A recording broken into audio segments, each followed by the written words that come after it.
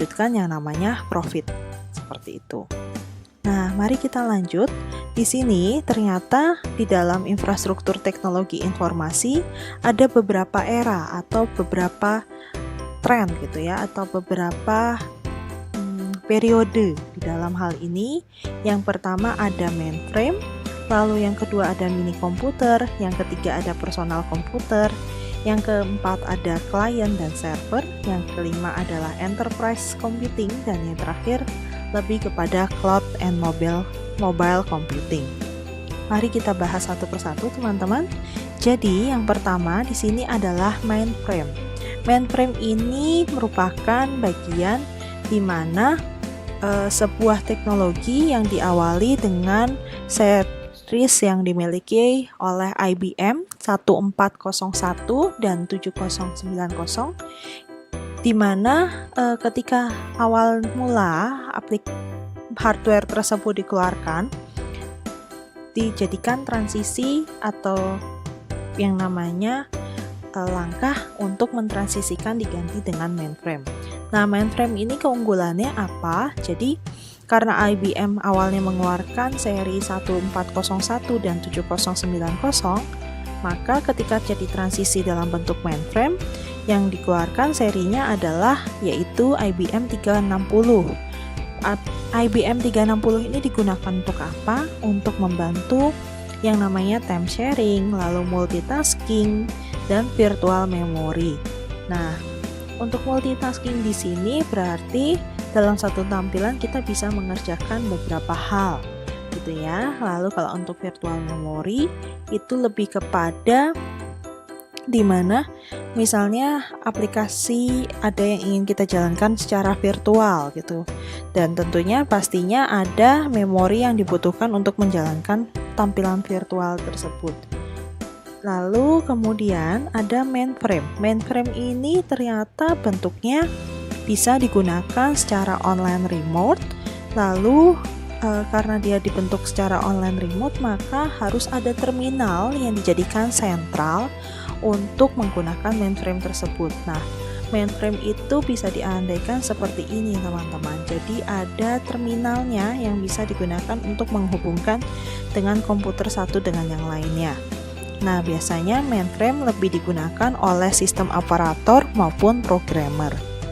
Lalu kalau mini komputer itu bagaimana? Mini komputer di sini bentuk dari yang namanya selanjutnya perkembangan dari mainframe, di mana hal ini disebut juga dengan istilah Digital Equipment Corporation yang dikeluarkan pada tahun 65. Dan mainframe ini karena bentuknya besar dan membutuhkan banyak biaya, maka mini komputer ini muncul.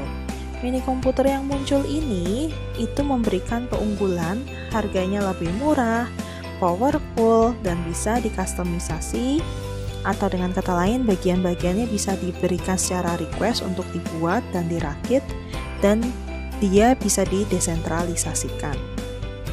Nah, selanjutnya dari mini komputer muncullah PC. PC yang seperti saat ini kita miliki muncul di tahun 970 dan bentuknya adalah DOS atau dalam bentuk tampilan yang masih ala kadarnya ya, warnanya biru dan putih tampilan layarnya.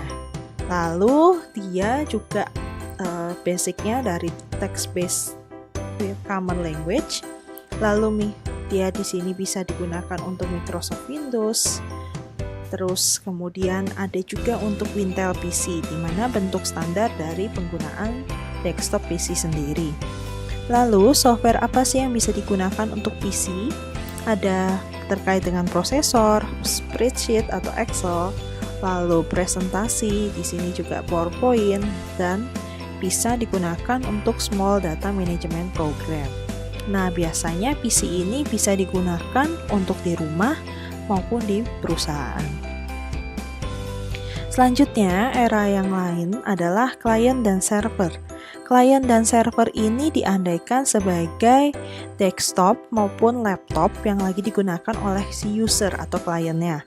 Nah, sedangkan server adalah jaringan yang untuk membantu desktop maupun laptop itu bisa beroperasi lebih baik. Nah, di sini klien ini karena tadi diartikan sebagai user, maka user point entry atau dengan kata lain, user akan memasukkan suatu teks ataupun perintah di mana ada server yang berfungsi untuk bisa memproses dan menyimpan data tersebut. Tentunya server ini juga bisa dalam bentuk tampilan web ya, atau yang berfungsi untuk mengatur aktivitas jaringan. Jadi misalnya gini, ini kebetulan klien yang digunakan, klien atau PC atau komputer yang digunakan di dalam perusahaan. Nah, mereka terhubung oleh satu server, yaitu alat penyimpanan data-data yang ada di perusahaan tersebut.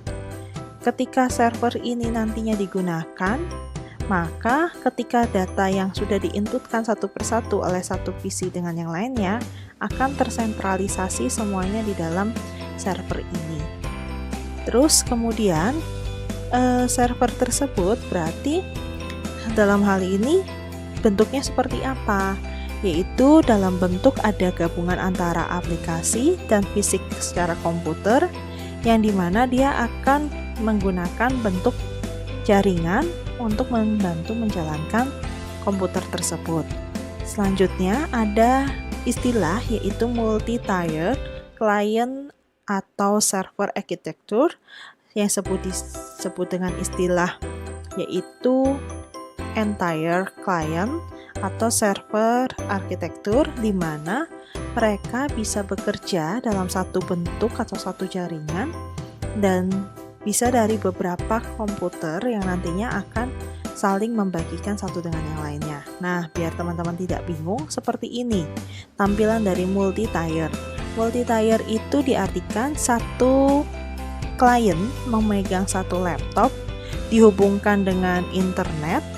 Internet di sini dia mengakses misalnya masuk ke Google atau web servernya. Nah, ketika teman-teman mengeklik perintah misal tingginya menara Eiffel berapa gitu ya. Nah, di sini ternyata untuk mengetahui tinggi dari menara Eiffel, kita dari pihak web server akan mengirimkannya dalam bentuk aplikasi server. Yang dengan kata lain ini adalah tampilan UI-nya. Terus kemudian dia akan mengambil data berapa sih tingginya dari menara Eiffel tersebut atau database dari perusahaannya, dari pihak Google sendiri. Terus nanti setelah data diambil baru dikembalikan lagi ke dalam tampilan si klien. Nah, di sini kalau bisa diartikan kembali, web server itu merupakan bentuk web page yang digunakan untuk merespon klien ketika request suatu informasi. Jadi ketika klien tadi bertanya kepada Google berapa tingginya gitu ya. Nah, yang akan disampaikan oleh si web server, dia juga akan melihat aplikasi untuk mengambil data si pihak data yang ada di Google tersebut, berapa data dari ketinggian menara Eiffel. Baru kalau sudah dapat, dia akan kembalikan lagi ke aplikasinya, balik lagi ke bagian server. Begitu juga dengan seterusnya, aplikasi server juga aplikasi yang bantu untuk menghubungkan antara pihak user dengan organisasi atau yang di sini back-end sistem bisnisnya. Seperti itu. Nah, kalau misalnya diandaikan dengan gambar ini lagi gitu ya, untuk bagian contoh yaitu mengambil data sales, production, accounting, dan HR. Sebagai contoh, si klien ini mengakses yang namanya aplikasi SAP. Nah, aplikasi SAP ini digunakan dengan basicnya yaitu menggunakan internet. Nah, dari internet ini dia akan menghubungkan dengan pihak server utama dari aplikasi SAP tersebut gitu. Lalu dia akan membantu mengambil data, misalnya berapa sih gaji karyawan hari ini. Setelah diambil datanya lewat bantuan dari aplikasi servernya atau aplikasi yang di belakangnya tampilan dari klien ya tentunya, karena Ini aplikasi server itu aplikasi yang dimiliki oleh pihak si SAP itu sendiri. Nah, ketika data sudah ditarik, terus diambil, lalu akan dikirimkan kembali kepada klien. Nah, inilah yang disebut dengan multi-tier client atau server network system. Oke, selanjutnya adalah ERP. ERP ini muncul tahun 90, di mana dia merupakan hal yang menggunakan standar dalam jaringan dan alat software yang diintegrasikan dalam bentuk jaringan maupun aplikasi. Di tahun 95, di sini dibantu dengan adanya Transmission Control Protocol atau Internet Protocol, IP gitu ya.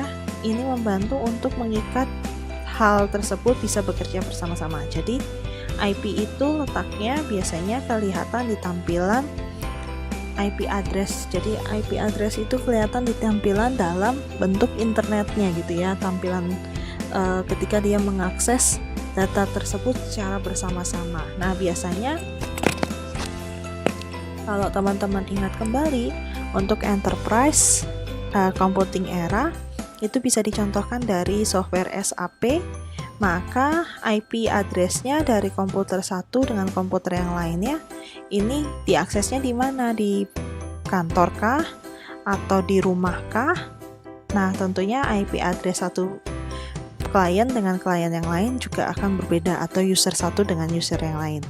Jadi, infrastruktur IT di sini bisa dalam bentuk hardware komputer dan jaringan-jaringan yang bisa di dalam perusahaan untuk dibagikan ke seluruh informasi di organisasi yang lain atau di cabang yang lainnya. Jadi ini cara kerja dari enterprise computing era. Jelas karena dia bisa menghubungkan satu cabang ke cabang yang lain, maka ketika kita bekerja dari rumah atau mau bekerja dari manapun, kita juga akan tetap dapat tampilan yang sama dengan pihak kantor yang ada di pusat. Nah, selanjutnya di sini kita masuk ke bagian cloud computing. Cloud computing itu merupakan model komputasi yang dimana bisa berfungsi untuk sebagai bantuan untuk komputer, storage, aplikasi, maupun layanan. Nah, cloud computing ini karena dia bekerja kayak seperti awan gitu ya, maka dia bisa diakses dimanapun dengan device yang berbeda-beda tentu.